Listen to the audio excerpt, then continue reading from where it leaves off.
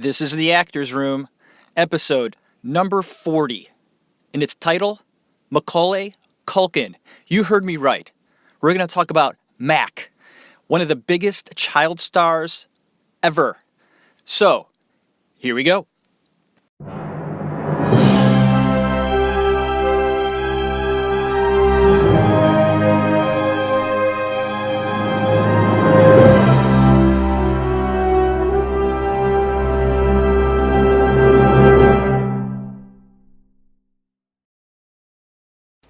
Where do you live? In the city. Do you have a house? Apartment. On a rent? Rent. What do you do for a living? Lots of things. Where's your office? I don't have one. How come? I don't need one. Where's your wife? Don't have one. How come? It's a long story. Do you have kids? No, I don't. How come? It's an even longer story. Are you my dad's brother? What's your record for consecutive questions asked? 38. I'm your dad's brother, all right. You have much more hair on your nose than my dad. How nice of you to notice. I'm a kid. That's my job. Hey there, it's Jeff Tarowski in the Actors Room, and that clip I just played for you is from Uncle Buck and Mac with John Candy working very well together. I believe Macaulay Culkin to be around 6 years old at this time, acting alongside one of the most, greatest comedic actors ever, who passed before he should have. He just didn't take care of himself. But John Candy and him, some people say that Macaulay Culkin actually stole scenes away from John Candy in this movie. He was that good. And I think that goes to show you just at an early age how Macaulay Culkin was already nailing scenes, comedic timing wise. I think that he was able to grasp that concept even as a small child. So I found that Macaulay Culkin is someone that I want to talk about because not only do I feel he is talented, and I believe that he is. Whether or not you believe that or not, that's fine. Maybe you just find him to be an interesting person. He's been in and out of the limelight. We'll get into that later. But for the most part, I want you to sit back, relax, and enjoy this show. Welcome once again, episode number 40, Macaulay Culkin. And can you believe that Home Alone was for a while the biggest movie ever made? It made the most money. It was that big. And before you knew it, this kid was everywhere. He did not have anonymity anymore. He was now one of the biggest stars in the world. And we're going to get into that aspect of Macaulay Culkin in just a little while. But I just wanted to point this out. He reached his pinnacle at the age of 10 years old. It was making $8 million a film by 12 years old. And that is absolutely incredible. The Culkin family has been in and out of the limelight for decades. Kieran and Rory, Mac's younger brothers, are also actors in their own right. And I really believe that Kieran has a nice little career going, actually. And now here you have Macaulay Culkin, who became this huge star, and you have photographers following him around. Doesn't really have that lifestyle that, you do have people that look up to that, but after a while, it'll get to you. It'll destroy you. Now, because Mac was so big, it allowed his younger brothers to sort of go under the radar, do independent films, things like that, where Mac was doing all these big films, getting a lot of attention. And there really are, both of those brothers, the younger brothers, they're making names for themselves and doing some decent work. I don't feel that they're riding his coattails, but I'm sure it helps being a brother of Macaulay Culkin. You already have the name, there's a bit of a reputation, and they're going to give you more of a chance. That's just my belief. Now, Mac's father, his name is Kit. Well, that's his nickname. He was a stage father from hell. He is pretty much a douchebag. Now, I remember an interview that Macaulay Culkin had given about a decade ago, and he was talking about his dad. And it was just for a little while because you could tell he really doesn't like talking about him. And Mac told his dad that he was becoming burned out. I think he was doing My Girl, the film My Girl, and he was wrapping it up, and he's like, Dad, I'm exhausted. He's a little kid, you know? He just wanted to probably rest and play outside with his friends. He's like, Dad, I'm tired. I'd really like a break. Is that okay? And Kit, his dad, said, yeah, sure. And before Mac knew it, he was on set of another movie and realized that it's out of his hands. Like, he wasn't in control of his life anymore. Even at an early age, he felt that his dad didn't really give a shit what he felt. Mac was just his client because Kit, his father, was actually his manager. He was running the show. And so much so, he was becoming a problem with the studios. I guess he was hard to work with, Kit, and he demanded things that were just unacceptable in the circles of Hollywood. Although his father was a Broadway performer at one point in his early life, he acted alongside, I believe, Richard Burton and Laurence Olivier. Isn't that interesting? So he was a bit successful early in his life and career, but not so much so after that. He found his wife to be, actually no, that's wrong. He never ended up marrying Macaulay Culkin's mother. They never married. So I guess Kit just fell on hard times and ended up working in a church as a janitor. And there you go. I'm going to go ahead and take a moment and collect myself here and see where I want to go next. Yeah, the whole thing about Mac wanting to rest and the dad just wouldn't let him, and that's not a good sign. That's not good. The dad, I think, cared more about fame and money and things like that more than he cared about the welfare of his son. And that's not a good situation to be in, and Mac felt it. The Culkin family went from a very minimal income. I mean, the dad's working as a janitor in a church. I'm sure that doesn't pay that well. And I think the mom was an operator. And they went from minimal income to millionaires because of the success of Macaulay. They were truly a rags to riches story, I believe. Now, due to this success and the temptation of money, the family went through much drama. Custody battles ensued, and the relationship between Mac and his father was toxic. At the age of 14, Macaulay Culkin, he was done. He decided to go into seclusion. He cut himself off from the business completely and hid away. Most say it was the best thing he could have done. The huge fame he experienced had a tremendous effect on him. From meeting President Clinton to hosting Saturday Night Live at the age of 11 is a lot for anyone, and the pressure was there. Mac just wanted to be a kid. He wanted to experience life. The kid had millions of dollars, and pressure was on his shoulders to support the family. He didn't want that anymore. It just wasn't for him. Now, I hear people in the business, like reporters and things like that, they're surprised that Macaulay has done a nice job of not falling into that cliche child actor, total, dismemberment, where they're just a train wreck. They say that Macaulay Culkin didn't run into that. But I remember seeing him about 15 years ago, and quite simply, he looked like death. I mean, he looked like he was on the verge of death. He was thin. It looked like his hair was falling out. So he was obviously taking something. I mean, I don't know what he was taking, but he was taking something. And he was not in good shape at one point. And he locked himself away. After he did Richie Rich, he was done. He's like, fuck this. And it was just after Richie Rich that the family broke up. The mom and dad broke up. They had this big custody battle over the kids. Basically, it was, who's going to get the kids? Me, Kit, the father, or the mother? Okay? And Macaulay felt that he was being ripped and kind of felt really strange about the whole situation because he was the meal ticket. He had the money. So whoever got the kids got the money. And it took 2 years, this custody trial. And Kit knew that he wasn't going to get it. The dad knew it just wasn't going to happen. He didn't even show up on the last day. And the mom got the kids, and Kit was gone. after that. I don't even think that Macaulay has seen him since. I don't know for sure, but he never speaks very highly of his father, ever.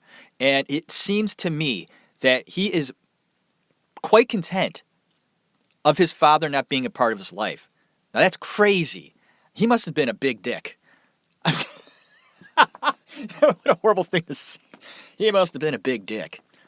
Not having a big dick, but being a big dick. Obviously he was. But my point is, I really don't want to hear that he wasn't deeply affected by what he experienced as a child. It surely did. I mean, he locked himself away for years. And when he would come out of his hole, it was shocking. But he needed that time, I think, to kind of sort some shit out and, try to get his mind and his soul back together. And I think that he did. Being away for as long as he was, I guess he would just kind of lock himself away and play video games, watch a lot of TV. And at one point he said that he had some kind of phobia where he couldn't even go outside. He said that he was inside for so long that when he did finally come out, he said it felt like the buildings were going to eat him alive. So that's wow. That's crazy. It affected you that much when you stay in for that amount of time. I guess it's just not good for you. You got to get out more, man. And he finally did. And I think he's doing much better now. He's out and about now. Okay. So here we go. Macaulay Carson Culkin was born on August 26th, 1980 in New York City. His dad's name is Christopher, nicknamed Kit, and his mom's name is Patricia. The dad worked at a church as a janitor. I mentioned that earlier. And the mom was an operator. Now his dad, like I said earlier, and I'm kind of rehashing here, but I would like to point it out again, because this is kind of important. His dad was a Broadway actor. That's pretty cool. Not too many actors can say that. And his sister, this Kit guy, his sister's name is Bonnie Bedelia. And I think that's how to say the last name. And she's actually a pretty good actress herself. She was in Needful Things. That was a Stephen King book, and they turned it into a movie. I like that movie. It was with Ed Harris. Needful Things. She was in that. She was in Presumed Innocent and was also nominated for a Golden Globe for her performance in the 1983 film Heart Like a Wheel. Now, Mac's parents never got married, and that's rare. I mean, they got about 50 kids, right? I mean, I'm kidding. They don't have 50, but they got a lot. Now, let's see. They have, how many do they have? Mac was the third of 7 kids. 7 kids. 5 boys, 2 girls. And all the kids slept in one bedroom. They were that poor. Mac was raised Catholic. He attended private schools and then was followed, and I'm sorry, let me correct that for just a moment. Let me go back. He was raised Catholic, right? And he went to private schools. He went to a Catholic school. Now, you're thinking to yourself, wait a minute. Catholic school, that costs money, and they're all sleeping in the same room. How's that possible? Remember, the dad worked as a janitor in the church. The kids got to go to school for free. How about that little perk, all right? Free, really top-notch education. And I guess Macaulay would end up actually going to a school called the Professional Children's School. Now, this school is a prep school, right, for aspiring young artists. They only accept 200 students there, and Mac was one of them.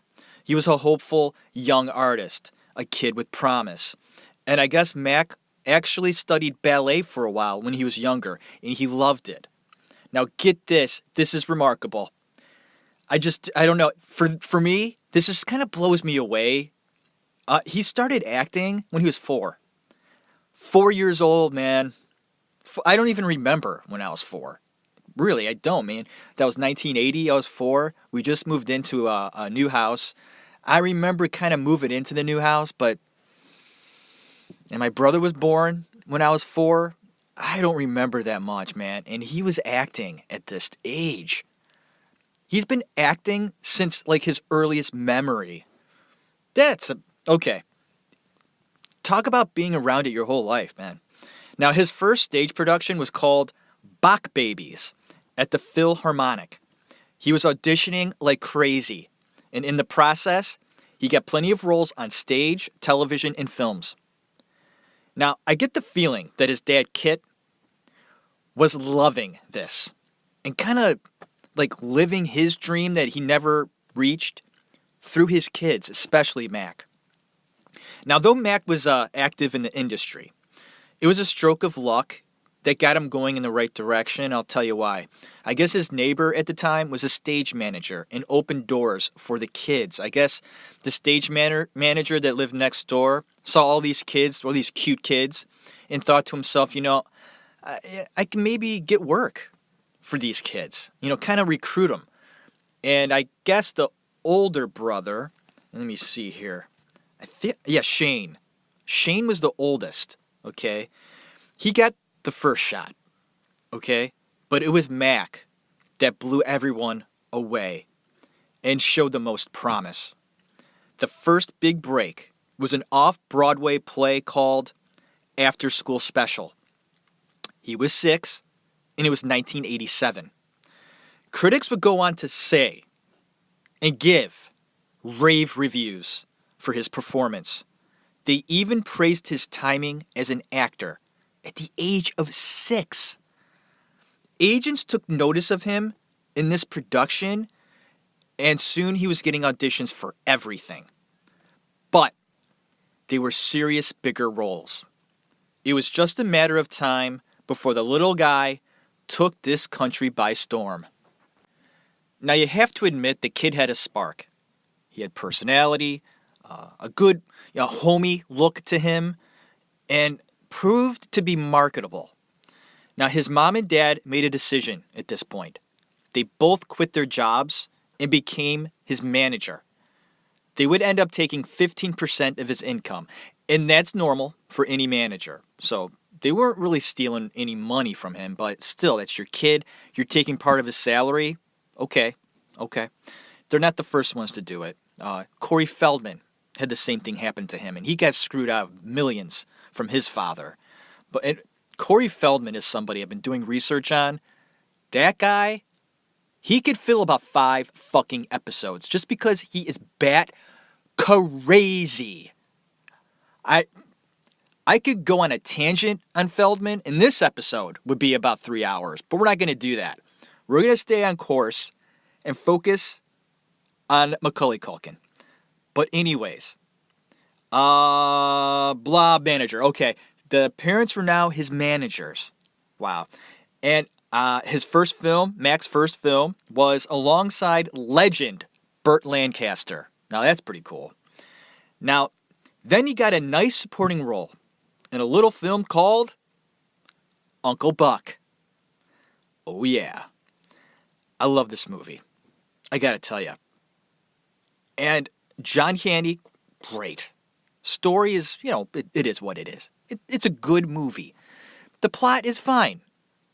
But it's John Candy and Macaulay Culkin that make that movie. That kid was so natural. I watched it a few years ago again, and before that it was years. But I had watched it pretty recently. And I'm just like, what the fuck? That fucking kid. Now, the only other actor that I felt was a pretty damn good child actor at a very young age, too, was Fred Savage.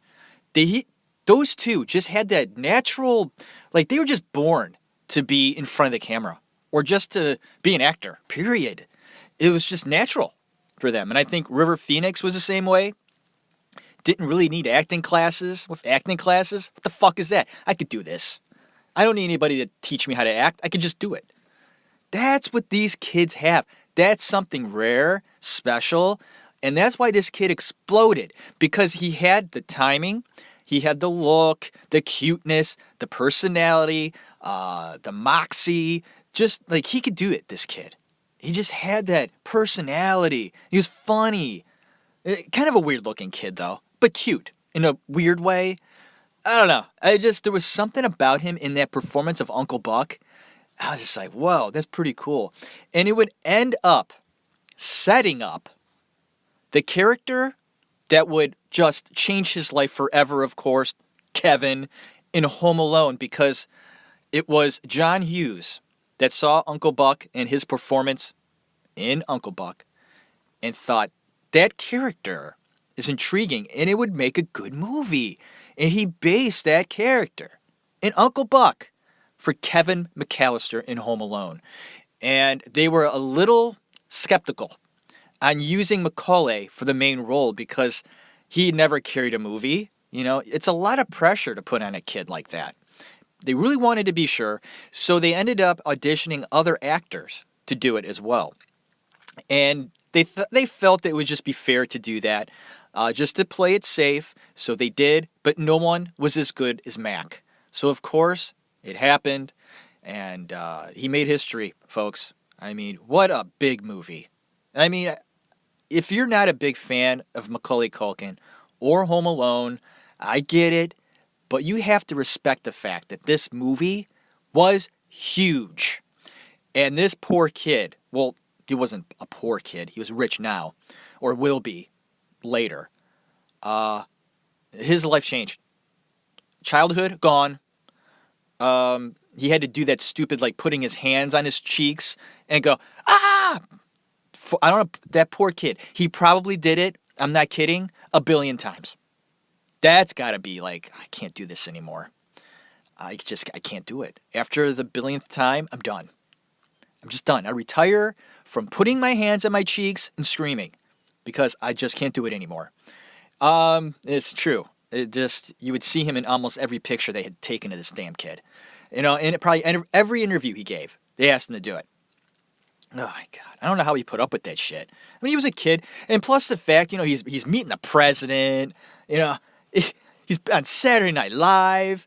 I mean, he was living the dream. But it's just strange to think this little kid getting all this adoration, it's got to mess you up. And it did. So, he was the most famous 9-year-old in the world. He even appeared in Michael Jackson's Black or White video. Remember that? He played like a rapper. Yo, bro. Oh, that was stupid. And I don't want to get too much into his relationship with Michael Jackson because, quite honestly, I don't know. I mean, who knows? For sure, if you weren't directly involved, these allegations. Now, I was a pretty big Michael J. Fox. Oh, I was a big Michael J. Fox fan. But I was even a bigger Michael Jackson fan. I wore that little red jacket with zippers on it. And I would, you know, stand around in the living room blasting his songs and dancing around like a little moron. I did, I'll admit it. I was just like every other kid in the 80s. Michael Jackson was the biggest star in the world, okay? And the fact that he liked to hang around little kids is worrisome to me. But I truly believe that Michael Jackson was just a weird guy, okay? And I think a lot of people would agree with me on that notion. He was very strange, and he never had a childhood of his own. So he was always forever a kid at heart. And I don't want to believe that he hurt anybody. But I don't know. I don't want to speculate because that would be unfair. I don't want to place blame on anyone if I don't feel 100% sure about it because it just wouldn't be right. I do have feelings about it. I don't know if I want to get into that, whether I feel this way or that way about it, but let's just set at that. And Macaulay Culkin thinks very highly of Michael Jackson. And when he's brought up to him, when they're interviewing him about Michael Jackson, he's very relaxed in stating and supporting his stance, and that is that Jackson never touched him. There was never any inappropriate behavior. He was a friend, very close friend, and the two of them could identify with one another. Max said that he would go over there to his ranch, I think it's called, and there was toys and fun things to do, and he could actually be a kid there. And Michael made him feel at home, and I think I've talked a little too much about this situation, and we're gonna back off, and we're gonna get back to Macaulay Culkin. Now, excuse me, I have to apologize this time of year. Flemmy. Okay, so now, the family was reaping the benefits of Mac's success. He was supporting the family. And just like the Phoenix family, River Phoenix supported his family while he was a big actor. Macaulay Culkin did the same thing. And that's a lot of pressure for any child. It was at this time he became close friends with Michael Jackson, like I stated earlier. And we're going to go ahead and move on from that. I have notes that I have. So I go down the list. And I hate repeating myself. But it happens because my notes sometimes, I go off on tangents talking about something, and then it comes back, and I look down, and I'm like, okay, I have that note again. But, I don't mind talking a little bit more sometimes about an issue that I talked earlier, but I felt I said enough about Jackson. I just don't want to get into it. It's so messy. And there's so many strong opinions about it. I've looked it up, I've done my research on it, and I'm not persuaded one way or another. Because he's got his backers, and then he's got people who are just like, oh, come on, you're a moron if you don't believe he didn't touch those kids. I mean, what man, takes little boys into his room? And I get it. Believe me. Oh, God, I do. And that's why I look at both sides. I really do. And like I said, I'm not going to take a stance on it. So, moving on. Wow, I'm looking at my notes here. And it says, Mac was not a normal child. Okay. Well, he wasn't.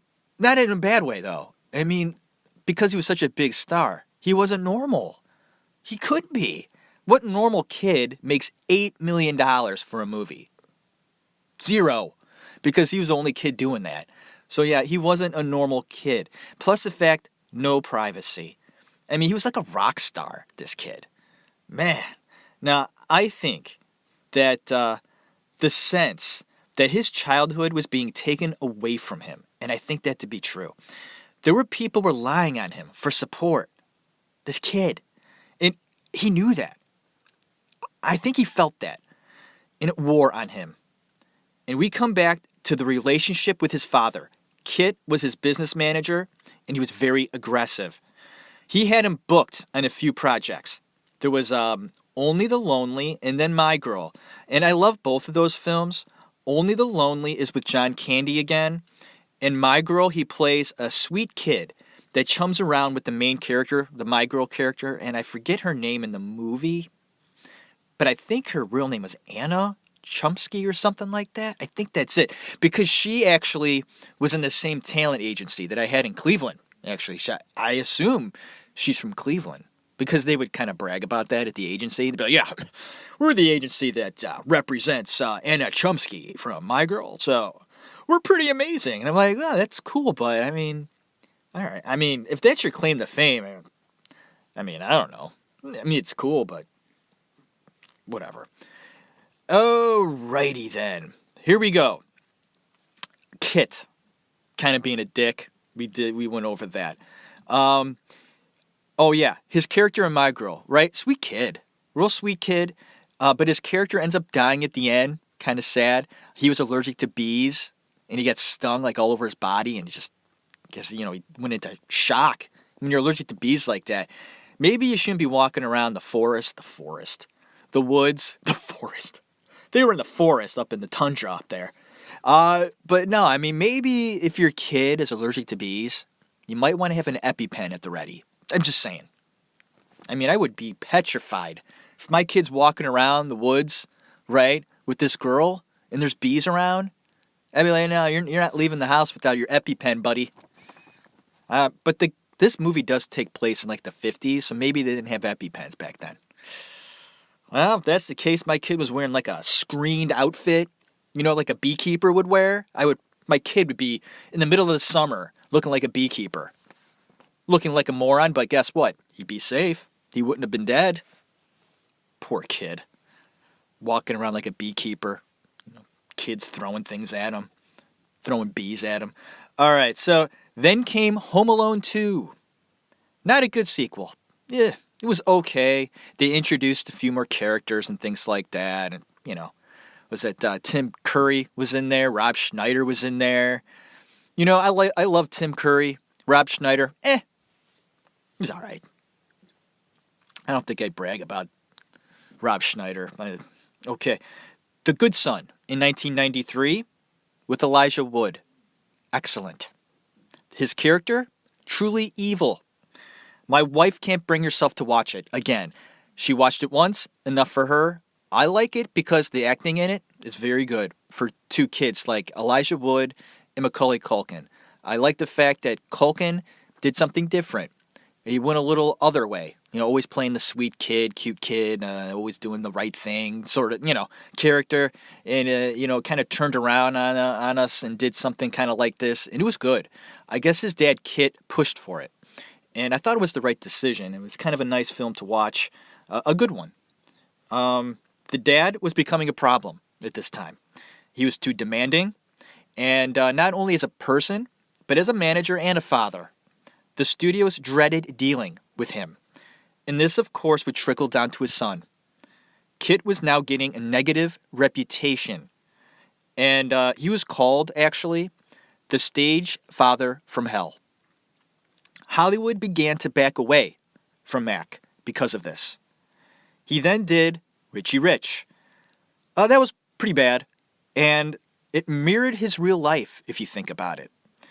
A rich kid with no real friends, and was trying to find his way. After this film, Macaulay Culkin was exhausted. He had been working nonstop since the age of 4. And the family was in turmoil. The parents split up and a custody battle ensued. Who was going to get the kids? Who was going to get the money? It had to be a weird time for Mac and the family. And he was thinking to himself, do my parents want me for me or my money? And he also felt guilty about it. He believed in an interview he had said that he felt responsible that they were splitting up because of the money and the fame and all the confusion and crap. And felt that if he didn't become a movie star, his parents and family would still be together. But to me, I think his dad was just an asshole. Pure and simple. End of story. And Macaulay Culkin would also state that his dad was like that before they got to be big stars. So the custody battle took place and Culkin went into hiding. He may have been relieved in a way, I think. The trial went on for 2 years and the kids went to the mom. Kit out of the picture and he just took off. And from what I understand, Mac is fine with that. And for the first time in his life, Macaulay Culkin had control over his money and his life. Now, he says that when he sat down at the age, I think, of 17, he sat down with a financial advisor or someone that was revealing to him what he was going to finally get from his bank account. He sat down with this guy, and he felt like he was at a reading of a will. The guy told him how much money he had, and he felt to himself that he was inheriting the money from this kid that worked really hard a long time ago. He was that detached from himself back then. I think he removed that part of himself in a way when he was locked away in his little apartment in New York City and felt that all that hard work that this kid had done in the 80s, that he was now reaping the rewards of that.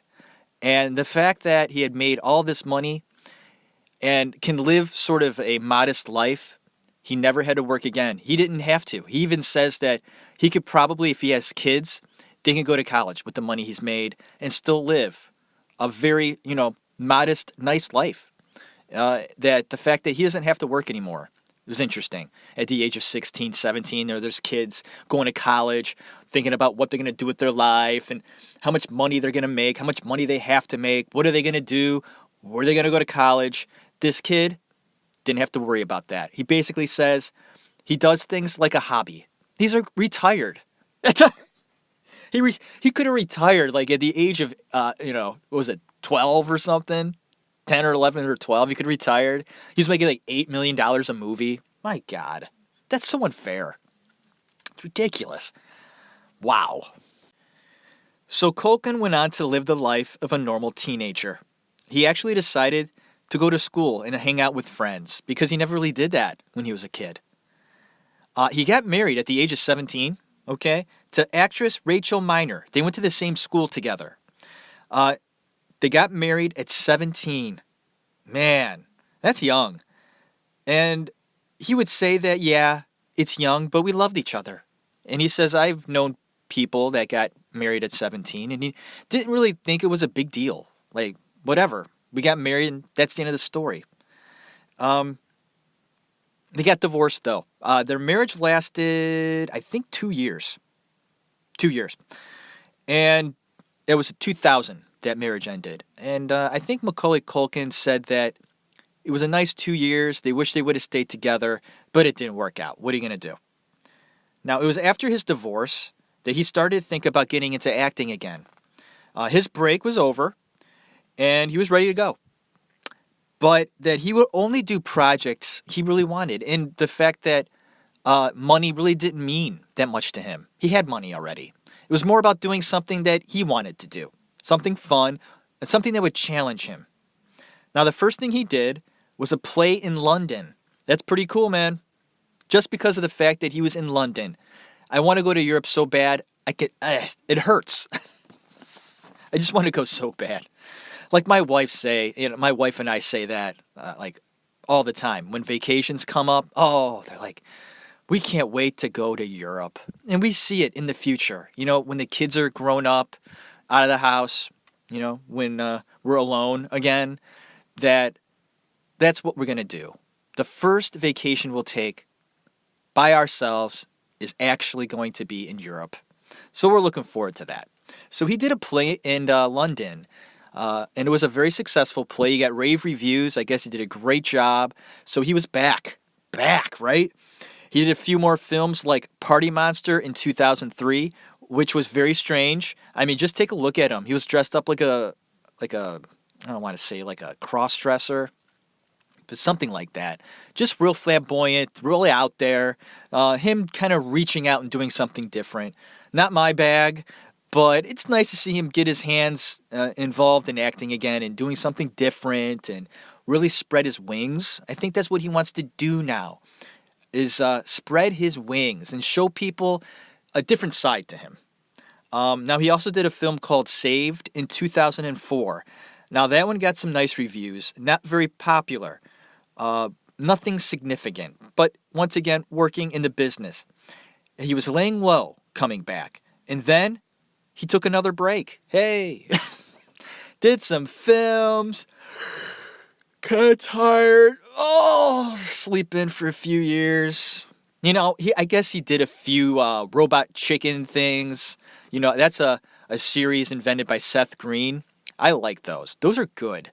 And I guess him and Seth Green are really good friends, which is pretty cool. I like that. I like Seth Green. I think he's hilarious. And he's been in the business forever, too, just like Macaulay Culkin. Now, Mac was just recently coming back, okay? And that was really bad grammar. Let me start over. Mac just recently came back and is doing interviews. And that's a big reason why I wanted to do Mac this week, is I was thinking, like, who am I going to do next? I was watching some clips about stuff on YouTube, and I see this interview with Macaulay Culkin, like he did recently. And I'm like, holy shit, he's popping up again. All right, I'm intrigued. I just am. So I watched the interview. He looks a little different. Like, he's a little more, I don't know. I want to say a little more feminine as he's getting older, if that makes any sense at all.